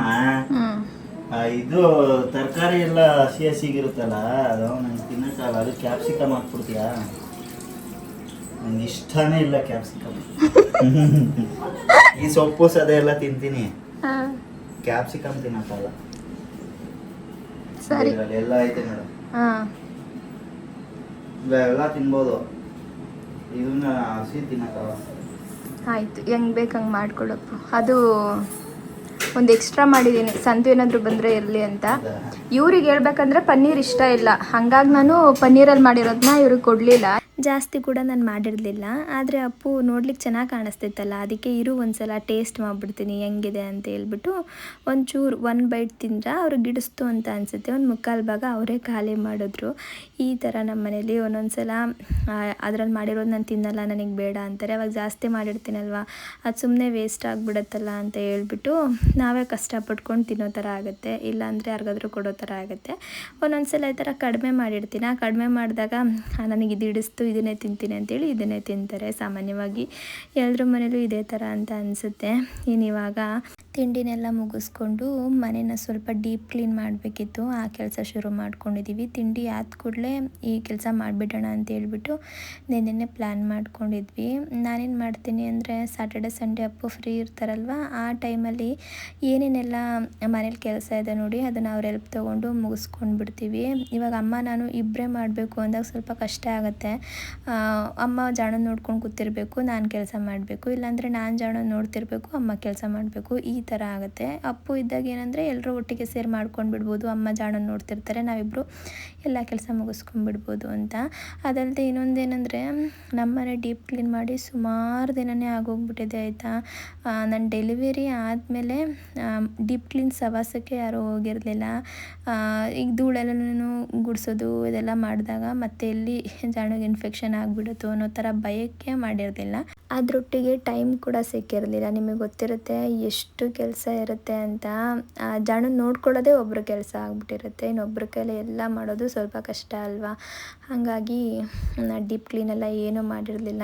ಇನ್ನಿವತ್ತು ಪೂರ್ತಿಯಾಗಿ ಮನೆ ಕ್ಲೀನ್ ಮಾಡಿಬಿಡೋಣ ಅಂದ್ಕೊಂಡಿದ್ವಿ. ಸಾಮಾನ್ಯವಾಗಿ ನಾನು ಮೊದಲು ಈ ಥರ ಮಾಡ್ಕೋತಾ ಇರಲಿಲ್ಲ ಆಯಿತಾ. ಒಂದಿನ ಅಡುಗೆ ಮನೆ ಡೀಪ್ ಕ್ಲೀನ್ ಮಾಡಿದ್ರೆ ಒಂದಿನ ರೂಮ್ ಮಾಡ್ತಾಯಿದ್ದೆ, ಒಂದಿನ ಹಾಲ್ ಮಾಡ್ತಾಯಿದ್ದೆ, ಈ ಥರ ಒಂದೊಂದು ದಿನ ಒಂದೊಂದು ಮಾಡ್ಕೊತಿದ್ದೆ. ಅವಾಗ ನಮಗೂ ಜಾಸ್ತಿ ಸುಸ್ತಾಗ್ತಿರಲಿಲ್ಲ. ಹಾಗೆ ನಿಧಾನಕ್ಕಾದರೂ ಕೂಡ ಕಂಪ್ಲೀಟಾಗಿ ಕ್ಲೀನ್ ಆಗೋದು. ಆದರೆ ಈಗ ಸಮಯ ಇಲ್ಲ ನೋಡಿ, ಹಾಗಾಗಿ 2 ದಿನದಲ್ಲೇ 1 ದಿನದಲ್ಲೇ ಎಲ್ಲ ಮುಗಿಸ್ಬಿಡ್ಬೇಕು. ಇವತ್ತು ಸ್ಯಾಟರ್ಡೆ ಅಲ್ವಾ, ಇವತ್ತು ಪೂರ್ತಿ ಹಾಲು ರೂಮ್ಗಳನ್ನೆಲ್ಲ ಕ್ಲೀನ್ ಮಾಡಿಬಿಡೋಣ, ನಾಳೆ ಸಂಡೇ ಇರುತ್ತಲ್ಲ, ಸಂಡೇಲಿ ಅಡುಗೆ ಮನೆ ಡೀಪ್ ಕ್ಲೀನ್ ಮಾಡೋಣ ಅಂತೇಳಿ ಅಂದ್ಕೊಂಡಿದ್ವಿ. ಅಡುಗೆ ಮನೆ ಮಾಡಲಿಕ್ಕೆ ಒಂದಿನ ಪೂರ್ತಿ ಬೇಕೇ ಬೇಕು. ಯಾಕೆ ಗೊತ್ತಾ, ಎಲ್ಲನೂ ತೆಗಿಬೇಕು, ಎಲ್ಲನೂ ಬಾಕ್ಸ್ಗಳನ್ನೆಲ್ಲ ತೊಳಿಬೇಕು. ನಿಮಗೆ ಗೊತ್ತಿರುತ್ತೆ ಎಷ್ಟು ಸಮಯ ತಗೊಳುತ್ತೆ ಅಂತ. ಅದಕ್ಕೆ ಅದನ್ನು ನಾಳೆ ಮಾಡೋಣ ಅಂತೇಳಿ ಅಂದ್ಕೊಂಡ್ವಿ. ಇನ್ನು ಅಪ್ಪು ಅಂತೂ ಡೀಪ್ ಕ್ಲೀನ್ ಮಾಡಬೇಕು ಅಪ್ಪು ಅಂತ ಹೇಳಿದ್ರೆ ಪ್ರತಿಯೊಂದನ್ನು ನೀಟಾಗಿ ಕ್ಲೀನ್ ಮಾಡಿಕೊಡ್ತಾರೆ ಅವರು. ಅವ್ರಿಗೆ ಕೆಲಸ ಅಂತಲ್ಲ, ಯಾವುದೇ ಕೆಲಸ ಇರ್ಬೋದು, ಅವ್ರದ್ದು ಏನೇ ಕೆಲಸ ಇರ್ಬೋದು, ಆ ಕೆಲಸಕ್ಕೆ ಕೈ ಹಾಕಿದ್ಮೇಲೆ ಅದು ಪೂರ್ತಿಯಾಗಿ ನೀಟಾಗಿ ಕಂಪ್ಲೀಟ್ ಆಗಬೇಕು, ಆ ಥರ ಅವರು. ಇನ್ನೆಲ್ಲ ಬಾಕ್ಸ್ಗಳನ್ನೂ ಕೂಡ ತೆಕ್ಕೊಂಡು ಒರೆಸ್ಕೊಟ್ರು. ಇನ್ನು ರೂಮಲ್ಲೂ ಅಷ್ಟೇ ವಿಂಡೋಸು ಹಾಗೆ ರೂಮ್ನೆಲ್ಲ ಫುಲ್ಲು ಅವರೇ ಕ್ಲೀನ್ ಮಾಡಿಕೊಟ್ರು ನನಗೆ. ನಾನು ಮಿಕ್ಕಿದ್ದೆಲ್ಲ ಕ್ಲೀನ್ ಮಾಡ್ತಾಯಿದ್ದೆ. ಅಮ್ಮನೂ ಕೂಡ ಜಾಣು ಮಲಗಿರೋ ಸಮಯದಲ್ಲಿ ಸ್ವಲ್ಪ ವಿಂಡೋಸು ಒರೆಸೋದು ಅದನ್ನೆಲ್ಲ ಮಾಡ್ತಾಯಿದ್ರು. ಹಾಗೆ ಅಡುಗೆ ರೆಡಿ ಮಾಡಿದ್ರು ಅವರು. ಅಡುಗೆ ಮಾಡಲಿಕ್ಕೆ ಏನೇನೇ ಅಮ್ಮಂಗೆ ಟೈಮ್ ಆಗೋಗ್ಬಿಡತ್ತೆ. ನಮ್ಮ ಮನೇಲಿ ಮಧ್ಯಾಹ್ನದ ಊಟ ಯಾವ ಥರ ಇರುತ್ತೆ ಅನ್ನೋದನ್ನ ಆದಷ್ಟು ಬೇಗ ಶೇರ್ ಮಾಡ್ಕೊತೀನಿ. ಇವಾಗ ಪೂರ್ತಿಯಾಗಿ ಚೇಂಜ್ ಆಗಿದೆ, ನಿಮಗೂ ಕೂಡ ಹೆಲ್ಪ್ ಆಗ್ಬೋದು ಅಂತೇಳಿ ಅಷ್ಟೇ. ಇನ್ನು ಕರ್ಟನ್ಸ್ನೆಲ್ಲ ಮಷಿನ್ಗೆ ಹಾಕ್ಬೇಕಿತ್ತಲ್ವ, ಎಲ್ಲ ಕರ್ಟನ್ಸ್ನ ತೆಕ್ಕೊಂಡಿದ್ನಲ್ಲ ಅದನ್ನೆಲ್ಲ ಇವಾಗ ಮಷಿನ್ಗೆ ಹಾಕ್ತಾಯಿದ್ದೀನಿ. ಎಷ್ಟು ಸಲ ಇವತ್ತು ಮಷಿನ್ ಆನ್ ಮಾಡಿರೋದು ಅಂದರೆ ಸುಮಾರು ಒಂದು 8 ಸಲ ಆಗಿರ್ಬೋದು. ಅಷ್ಟು ಬಟ್ಟೆ ಇತ್ತು, ಒಂದು ಬಟ್ಟೆನೂ ಬಿಟ್ಟಿಲ್ಲ, ಒಂದು ಕರ್ಟನ್ಸು ಮ್ಯಾಟು ಏನೂ ಬಿಟ್ಟಿಲ್ಲ, ಎಲ್ಲನೂ ನೀಟಾಗಿ ವಾಶ್ ಮಾಡಿರೋದು. ಅಮ್ಮ ಏನು ಹೇಳಿದ್ರು ಅಂದರೆ ಫಸ್ಟು ಮಷಿನ್ಗೆ ಹಾಕ್ಬಿಡು, ಬಿಸಿಲಿರುವಾಗ್ಲೇ ಎಲ್ಲನೂ ಒಣಗಾಕ್ಬಿಟ್ರೆ ಸಂಜೆ ಅಷ್ಟರಲ್ಲಿ ಎಲ್ಲ ಒಣಗಿಬಿಟ್ಟಿರುತ್ತೆ, ಅವಾಗ ಸಂಜೆ ಮತ್ತೆ ಹಾಕ್ಲಿಕ್ಕೆ ಸರಿ ಹೋಗುತ್ತೆ ಅಂತ ಹೇಳಿದರು. ಹಾಗಾಗಿ ನಾನು ಅದನ್ನು ಮುಗಿಸ್ಕೊಂಡ್ಬಿಟ್ಟೆ. ಇನ್ನೆಲ್ಲ ಡೋರ್ಗಳ್ನೂ ಕೂಡ ಕ್ಲೀನ್ ಮಾಡಬೇಕಿತ್ತು. ಇದೆಲ್ಲ ಒಂಥರ ಕ್ರೀಮ್ ಕಲರ್ ಡೋರ್ಸ್ ಅಲ್ವಾ, ಹಾಗಾಗಿ ನಾವು ಮುಟ್ಟುವಾಗೆಲ್ಲ ಆ ಕೈ ಗುರುತು ಮತ್ತು ನೀರಿನ ಕಲೆ ಎಲ್ಲ ಹಾಗೆ ಉಳ್ಕೊಂಡ್ಬಿಟ್ಟಿರುತ್ತೆ. ಆವಾಗವಾಗ ಒರೆಸ್ತಿದ್ರು ಕೂಡ ಒಂದಿನ ಡೀಪ್ ಕ್ಲೀನ್ ಮಾಡಿದ್ರೇ ಸಮಾಧಾನ. ಅದಕ್ಕೆ ನಾನು ಇವಾಗ ಅದನ್ನೆಲ್ಲ ಮುಗಿಸ್ತಾ ಇದ್ದೀನಿ. ಅಪ್ಪು ಒಂದು ಕೆಲಸ ಮಾಡಿಕೊಟ್ರು, ಏನಂದರೆ ಅದೇನೋ ಒಂದು ಇದು ಸ್ಪ್ರೇ ಥರ ತಂದುಕೊಟ್ರು. ಅದನ್ನು ಸ್ಪ್ರೇ ಮಾಡಿಬಿಟ್ಟು ಒರೆಸು ಪಟ್ ಅಂತ ಕ್ಲೀನ್ ಆಗಿಬಿಡುತ್ತೆ ಅಂತ. ಅದನ್ನು ಒರೆಸಿದ್ನ ಬೇಗ ಕೆಲಸ ಆಗೋಯಿತು. ನನಗೆ ಅದು ಯಾವ ಸ್ಪ್ರೇ ಅನ್ನೋದು ಮರ್ತೋಗ್ಬಿಟ್ಟಿದೆ. ಏನಾದರೂ ಲಿಂಕ್ ಸಿಕ್ಕಿದ್ರೆ ನಾನು ಟ್ಯಾಗ್ ಮಾಡಿರ್ತೀನಿ, ಚೆಕ್ ಮಾಡಿಬಿಟ್ಟು ಆಯಿತಾ. ಇನ್ನು ಈ ಕಡೆ ಅಮ್ಮ ಬಂದು TV ಯೂನಿಟ್ ಇದೆಯಲ್ಲ ಇದನ್ನೆಲ್ಲ ಕ್ಲೀನ್ ಮಾಡೋಣ ಅಂತೇಳ್ಬಿಟ್ಟು ಎಲ್ಲನೂ ತೆಗಿತಿದ್ದಾರೆ. ಎಷ್ಟು ತುಂಬ್ಕೊಂಡಿದ್ದೀವಿ ಅಂತ ಅಂದರೆ ನಿಜವಾಗ್ಲೂ ತುಂಬಾ ಮನೇಲಿ ತುಂಬಿಟ್ಟಿದ್ದೀವಿ. ಯಾವುದು ಬೇಕು ಯಾವುದು ಬೇಡ ಒಂದು ಗೊತ್ತಾಗ್ತಿರ್ಲಿಲ್ಲ. ಈಗೇನಾದರೂ ಅರ್ಜೆಂಟಿಗೆ ಬೇಕು ಅಂದಾಗ ತಂದುಬಿಡೋದು, ಅದನ್ನೆಲ್ಲೋ ಒಂದು ಕಡೆ ಹಾಕೋದು, ನೆಕ್ಸ್ಟ್ ಟೈಮ್ ಅದು ಬೇಕು ಅಂದಾಗ ಸಿಗಲ್ವಲ್ಲ ಅವಾಗ ಮತ್ತೆ ಹೋಗಿ ತರೋದು, ಈ ಥರ ಆಗ್ತಾಯಿತ್ತು ನಮ್ಮ ಮನೇಲಿ. ಅದಕ್ಕೆ ಇವತ್ತು ಪೂರ್ತಿಯಾಗಿ ಎಲ್ಲನೂ ತೆಗೆದು ಆ ವಸ್ತುಗಳನ್ನ ಆಯಾ ಜಾಗಕ್ಕೆ ಇಡಬೇಕು ಅಂತ ಹೇಳಿ ಜೋಡಿಸ್ತಾ ಕುತ್ಕೊಂಡಿದ್ವಾ. ಜಾಣುನ ಮಲಗಿಸಿದ್ದು ಆಯಿತಾ. ಇವತ್ತು ಜಾಸ್ತಿ ಜಾಣು ಕಡೆ ಗಮನ ಕೊಡಲಿಕ್ಕೆ ಆಗಲಿಲ್ಲ. ಫೀಡ್ ಮಾಡಿಸ್ಬಿಟ್ಟು ಮಲಗಿಸ್ಬಿಡೋಣ, ಚೆನ್ನಾಗಿ ನಿದ್ದೆ ಮಾಡಲಿ, ನೈಟ್ ಎದ್ದಿದ್ರು ತೊಂದರೆ ಇಲ್ಲ, ಆಡಿಸೋಣ ಅಂತೇಳ್ಬಿಟ್ಟು ಮಲಗಿಸಿದ್ವಿ. ನಾನು ಎದ್ದು ಅಳ್ತಿದ್ರು ಆಯಿತಾ. ಸರಿ ಎತ್ಕೊಂಡು ಫೀಡ್ ಮಾಡಿಸೋಣ ಅಂತ ಹೋಗಿ ಎತ್ಕೊಂಡಾಗ ಸ್ವಲ್ಪ ಅಳ್ತಿದ್ರು. ನಂಗೆ ಗೊತ್ತಾಗಲಿಲ್ಲ ಯಾಕೆ ಅಳ್ತಿದ್ದಾರೆ ಅಂತೇಳ್ಬಿಟ್ಟು. ನಾರ್ಮಲಾಗಿ ಹಶ್ವಾಗಿರಬೇಕು, ಅದಕ್ಕೆ ಅಳ್ತಿದ್ದಾರೆ ಅಂತೇಳ್ಬಿಟ್ಟು ಫೀಡ್ ಮಾಡಿಸ್ದೆ. ಆಮೇಲೆ ಅಮ್ಮ ನೋಡ್ತಾ ಇದ್ದಾರೆ, ಕಿವಿಯಲ್ಲಿ ಪೂರ್ತಿ ರಕ್ತ ಬರ್ತಾ ಇದೆ. ಏನಕ್ಕೆ ಬರ್ತಿದೆ ಅಂತೇಳಿ ಒಂದು ಕ್ಷಣ ಗೊತ್ತೇ ಆಗಲಿಲ್ಲ ಏನಾಯಿತು ಅಂತೇಳ್ಬಿಟ್ಟು. ಆಮೇಲೆ ನಾವು ನೀಟಾಗಿ ನೋಡಿದಾಗ ಗೊತ್ತಾಯಿತು, ಓಲೆ ಚುಚ್ಚಿದ್ವಲ್ವ ಅದರಿಂದ ರಕ್ತ ಬರ್ತಾ ಇದೆ. ನಿಜವಾಗ್ಲೂ ಇಷ್ಟು ದಿನ ಅದೊಂದು ಚೂರು ಗಾಯ ಆಗಿರಲಿಲ್ಲ, ಏನಂದರೆ ಏನೂ ಆಗಿರಲಿಲ್ಲ, ಚೆನ್ನಾಗಿತ್ತು. ಆವಾಗಲೇ ಅದು ಡ್ರೈ ಆಗಿತ್ತು. ನಾರ್ಮಲಾಗಿ ಈಗ ನಾವು ಕಿವಿಯೆಲ್ಲ ಹೆಂಗಿದೆ ನೋಡಿ ಆ ಥರನೇ ಇತ್ತು. ಅದು ಹೆಂಗೆ ಈ ಥರ ಗಾಯ ಥರ ಆಯಿತು ಅಂತಲೇ ಗೊತ್ತಾಗಿಲ್ಲ ಇವತ್ತು. ಬೆಳಗ್ಗೆ ಅಪ್ಪು ನೋಡಿದ್ರಂತೆ, ಸ್ವಲ್ಪ ಕೆಂಪಗಿತ್ತಂತೆ, ಅಂದರೆ ಅದು ರಕ್ತ ಬರೋ ಥರ ಅಥವಾ ಗುಳ್ಳೆ ಆಗೋ ಥರ ಏನೂ ಇರಲಿಲ್ಲ, ಬರೀ ಕೆಂಪಗಿತ್ತಂತೆ. ಅಪ್ಪು ಏನು ಅಂದ್ಕೊಂಡಿದ್ದಾರೆ ಅಂದರೆ ಇವಾಗ ಕಿವಿಯೆಲ್ಲ ಉಜ್ತಾ ಇರ್ತಾರಲ್ವ ಅದಕ್ಕೆ ಉಜ್ಕೊಂಡಿರ್ಬೋದು ಅಂತೇಳಿ ಸುಮ್ಮನೆ ಆಗಿದ್ದಾರೆ. ನಾನು ಕೂಡ ನೋಡಿಲ್ಲ. ಇವಾಗ ಇದ್ಕಿದ್ದಂಗೆ ಇಷ್ಟು ರಕ್ತ ಬರ್ಲಿಕ್ಕೆ ಶುರುವಾಗ್ಬಿಟ್ಟಿದೆ. ಆಮೇಲೆ ಅಮ್ಮ ನೋಡಿಬಿಟ್ಟು ಸ್ವಲ್ಪ ಕೊಬ್ಬರಿ ಎಣ್ಣೆ ಹಾಕೋಣ ಅಂತೇಳಿ ಹಾಕಿದ್ರು. ಕೊಬ್ಬರಿ ಎಣ್ಣೆ ಹಾಕಿ ಒಂದು 5 ನಿಮಿಷ ಆದಮೇಲೆ ಆ ಬ್ಲಡ್ ಕೂಡ ಸ್ಟಾಪ್ ಆಯಿತು, ಮತ್ತೆ ಅದು ಬರಲಿಲ್ಲ. ಇನ್ನು ಇವಾಗ ಜಾಣಕ್ಕೆ ಸ್ನಾನ ಮಾಡಿಸಿ ಮಲಗಿಸ್ದೆ. ತಲೆ ಸ್ನಾನ ಏನೂ ಮಾಡಿಸ್ಲಿಲ್ಲ, ಮತ್ತೆ ನೀರು ಕಿವಿಗೆ ಬಿದ್ದರೆ ಸುಮ್ಮನೆ ಆಮೇಲೆ ಸಪ್ಟಿಗೆ ಏನಾದರೂ ಆಗ್ಬಿಡುತ್ತೆ ಅಂತ ನನಗೆ ಭಯ. ಹಾಗಾಗಿ ಮೈ ಸ್ನಾನ ಮಾತ್ರ ಮಾಡಿಸ್ಬಿಟ್ಟು ಶರ್ಟು ಹಾಕಿಲ್ಲ, ಹಾಗೆ ಮಲಗಿಸಿದ್ದೀನಿ. ಆ ಶರ್ಟು ಹಿಂಗೆ ತಾಗುತ್ತೆ ನೋಡಿ, ಆವಾಗ ಮತ್ತೆ ಕಿತ್ತೋಗ್ಬಿಡುತ್ತೆ. ಇವತ್ತು ಹಂಗೆ ಮಾಡ್ಕೊಂಡು ಕಿತ್ತಾಕೊಂಡಿರೋದು ಅನಿಸುತ್ತೆ ನೋಡಿ. ಇವಾಗ ಸ್ವಲ್ಪ ಒಣಗಿದೆ, ಒಂಚೂರು ಡ್ರೈ ಆಗಿದೆ.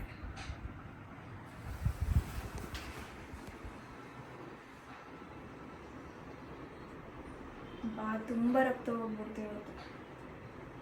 ಅದು ಯಾವಾಗ ಕಿತ್ಕೊಂಡ್ರು ಅಂತಲೇ ಗೊತ್ತಾಗಿಲ್ಲ ನಿಜವಾಗ್ಲೂ. ನಾನು ಅದು ಹೆಂಗೆ ಕಿತ್ತೋಯ್ತು ಅಂತಲೂ ಗೊತ್ತಾಗ್ತಾ ಇಲ್ಲ.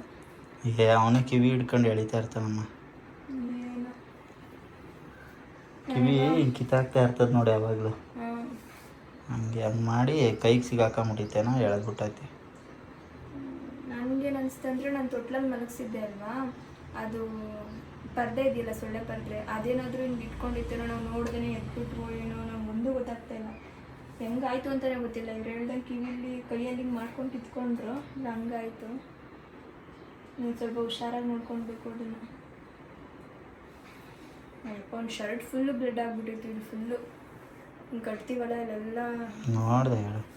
ಒಂಥರ ಏನಾಗಲ್ಲ ಬಿಡು, ಜಾಸ್ತಿ ತಲೆ ಕೆಡಿಸ್ಕೊಂಡು.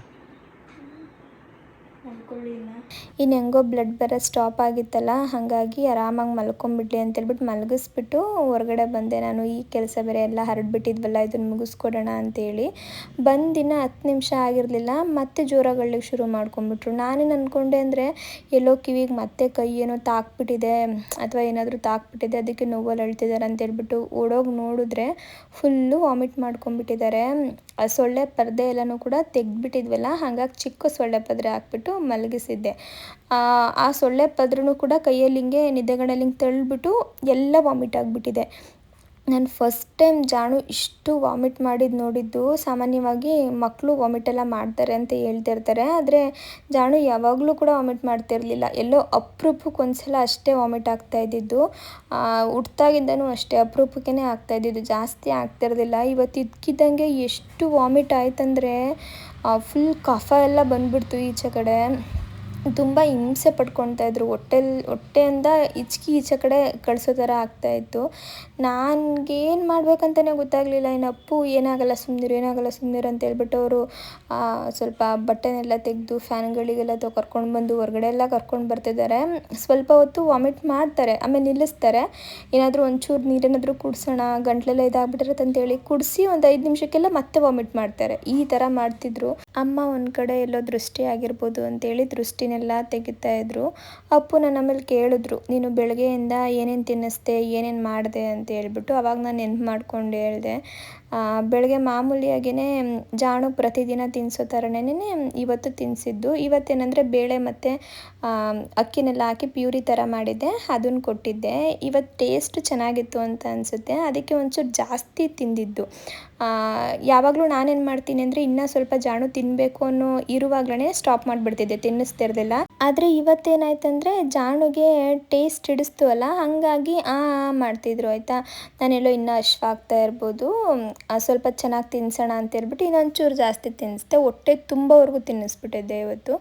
ಅದಾದಮೇಲೆ ಸ್ನಾನಕ್ಕೆ ಕರ್ಕೊಂಡು ಹೋಗ್ಬಿಟ್ಟೆ. ಒಂದು 10 ನಿಮಿಷ ಅಷ್ಟೇ ಬಿಟ್ಟಿದ್ದು ನಾನು. ನಾನೇನು ಅಂದ್ಕೊಂಡೆ ಅಂದರೆ ಸ್ನಾನ ಮಾಡಿಸಿ ಜಾಣನ ಮಲಗಿಸ್ಬಿಡೋಣ, ಆಮೇಲೆ ಎಲ್ಲ ಕೆಲಸನೂ ಕೂಡ ಬೇಗ ಮುಗಿಸ್ಕೊಂಡು ಆಡಿಸ್ಲಿಕ್ಕೆ ಸರಿ ಹೋಗುತ್ತೆ ಅಂತ ಹೇಳ್ಬಿಟ್ಟು ಈ ಥರ ಅಂದ್ಕೊಂಡು ಸ್ನಾನಕ್ಕೆ ಕರ್ಕೊಂಡು ಹೋಗ್ಬಿಟ್ಟೆ. ಸ್ನಾನ ಮಾಡಿಸಿದ್ಮೇಲೆ ಮತ್ತೆ ಸ್ವಲ್ಪ ಫೀಡ್ ಮಾಡಿಸಿ ಮಲಗಿಸ್ದೆ ಆಯಿತಾ. ಸಾಮಾನ್ಯವಾಗಿ ಜಾಣು ಹೆಂಗಂದರೆ ಒಂದು ಸೈಡ್ ಮಲಗ್ತಾರೆ.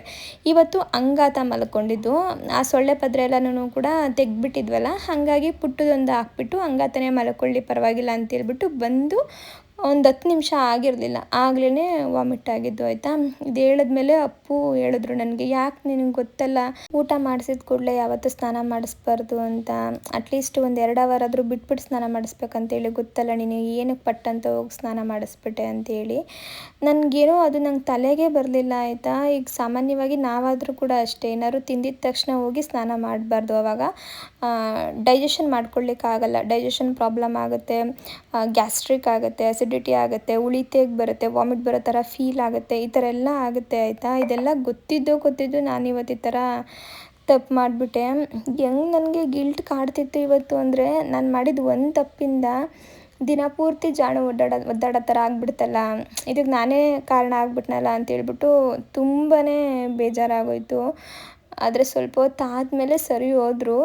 ಒಂದು ಅರ್ಧ ದಿನ ಬೇಕಾಯಿತು ಅವರು ಸರಿ ಹೋಗಲಿಕ್ಕೆ. ತುಂಬ ವಾಮಿಟ್ ಆಗಿತ್ತಲ್ಲ, ಸುಸ್ತಾಗ್ಬಿಟ್ಟಿತ್ತು ಪಾಪ. ಈಗ ನಮಗೆ ವಾಮಿಟ್ ಆದರೆ ಎಷ್ಟು ಸುಸ್ತಾಗುತ್ತೆ ನೋಡಿ, ಅದಕ್ಕಿಂತ ಜಾಸ್ತಿನೇ ಸುಸ್ತಾಗ್ಬಿಟ್ಟಿತ್ತು. ನಂಗೆ ನೋಡ್ಲಿಕ್ಕೆ ಆಗ್ತಿರ್ಲಿಲ್ಲ ಜಾಣು ಮುಖನ. ಫಸ್ಟ್ ಟೈಮ್ ಇಷ್ಟು ಸಪ್ಪೆ ಮೊರೆಯಾಗಿ ಹುಷಾರಿಲ್ದಂಗೆ ಆಗಿದ್ದು. ಆಮೇಲೆ ಅಪ್ಪು ಏನು ಬೇಜಾರು ಮಾಡ್ಕೊಬೇಡ, ಇವಾಗ ನಿನಗೆ ಎಕ್ಸ್ಪೀರಿಯೆನ್ಸ್ ಆಗಿದೆಯಲ್ವ, ನೆಕ್ಸ್ಟ್ ಟೈಮ್ ಈ ಥರ ಎಲ್ಲ ಮಾಡಲಿಕ್ಕೆ ಹೋಗಬೇಡ ಅಂತೆಲ್ಲ ಹೇಳಿದ್ರು. ನೋಡಿ ಈ ಥರ ಆಗೋಗ್ಬಿಡುತ್ತೆ. ನಾವೇನೋ ಒಂದು ಕೆಲಸ ಏನೋ ಒಂದು ಅಂತ ಹೇಳ್ಬಿಟ್ಟು ಒಂದು ಕ್ಷಣ ಯಾಮಾರಿಬಿಟ್ರೆ ಅಥವಾ ಒಂದು ಕ್ಷಣ ನೆಗ್ಲೆಕ್ಟ್ ಮಾಡಿಬಿಟ್ರೆ ತುಂಬಾ ತೊಂದರೆ ಆಗಿಬಿಡುತ್ತೆ. ಇದು ಸಣ್ಣದು ಅಂತ ಅಂದ್ಕೊಳ್ಳಿ, ಈ ಥರ ದೊಡ್ಡ ದೊಡ್ಡದು ಏನೇನೇನೋ ಆಗೋಗ್ಬಿಟ್ಟಿರುತ್ತೆ. ಅದೆಲ್ಲ ಒಂದು ಕ್ಷಣ ನನ್ನ ತಲೆಗೆ ಬಂದುಬಿಡ್ತು ಇವತ್ತು. ಒಟ್ಟಿನಲ್ಲಿ ಇವತ್ತು ನಾನು ಮಾಡಿದ ಒಂದು ತಪ್ಪಿಂದ ಇಷ್ಟೆಲ್ಲ ಆಯಿತು.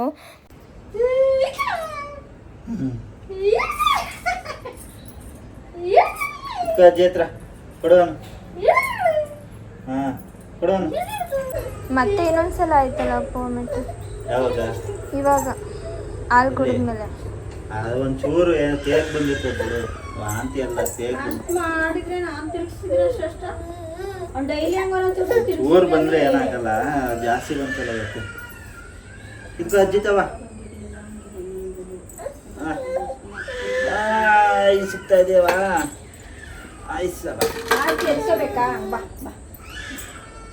ಏನಿಲ್ಲ ಅವಾಗ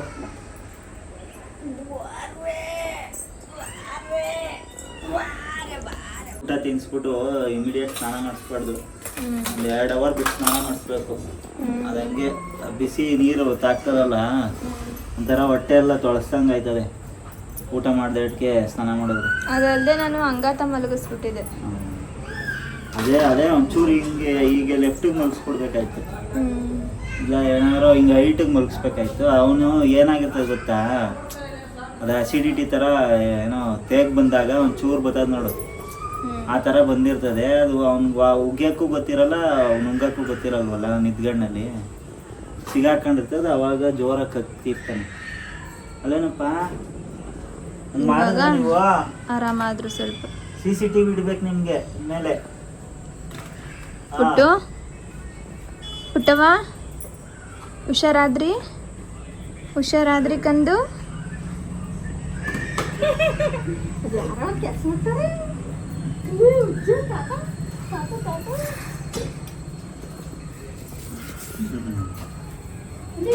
ಅಷ್ಟಾಯ್ತು, ಬರೀ ಅವಂದೇ ಕೆಲಸ ಆಯ್ತು. ಅಂದ್ರೆ ಸುಸ್ತಾಗ್ಬಿಡ್ತಲ್ಲ ಮಗ, ಕುತ್ಕೊಂತಾನೆ ಇಲ್ಲ, ಅದು ಹಿಂಗೆ ಬಿಡೋದು. ಇವಾಗ ಸ್ವಲ್ಪ ಪರವಾಗಿಲ್ಲ, ಈಗ ಭಾರಿ ಆಡ್ತಾವ್ರೆ. ಈಗ ಅರ್ಧ ದಿನ ಬೇಕಾಯಿತು ಜಾಣ ನಾರ್ಮಲ್ ಆಗಲಿಕ್ಕೆ. ಆದರೂ ಇವತ್ತಿನ ದಿನ ಪೂರ್ತಿ ಅವ್ರು ನಗ್ತಾನೆ ಇರಲಿಲ್ಲ, ಸಪ್ಪಗಾಗ್ಬಿಟ್ಟಿದ್ರು.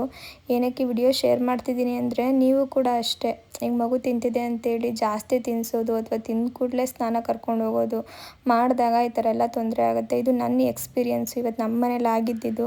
ನೀವು ಕೂಡ ಆದಷ್ಟು ಸ್ವಲ್ಪ ಹುಷಾರಾಗಿರಿ. ನಾನು ಮಾಡಿದ ಥರ ತಪ್ಪನ್ನ ನೀವು ಮಾಡೋಕ್ಕೆ ಹೋಗ್ಬೇಡಿ, ಹಾಗಾಗಿ ಶೇರ್ ಮಾಡ್ತಾಯಿದ್ದೀನಿ. ಇನ್ನು ಇವತ್ತಿನ ಬ್ಲಾಗ್ನು ಕೂಡ ನಾನು ಇಲ್ಲಿಗೆ ಎಂಡ್ ಮಾಡ್ತೀನಿ. ಇವತ್ತು ನಮ್ಮ ಮನೆ ಏನೋ ಮಾಡೋಕ್ಕೋಗಿ ಏನೇನೋ ಆಗೋಯ್ತು ನೋಡಿ. ಮಗು ವಿಷಯದಲ್ಲಿ ಅಥವಾ ಮಕ್ಕಳ ವಿಷಯದಲ್ಲಿ ಆದಷ್ಟು ಹುಷಾರಾಗಿರಿ ಅಷ್ಟೆ.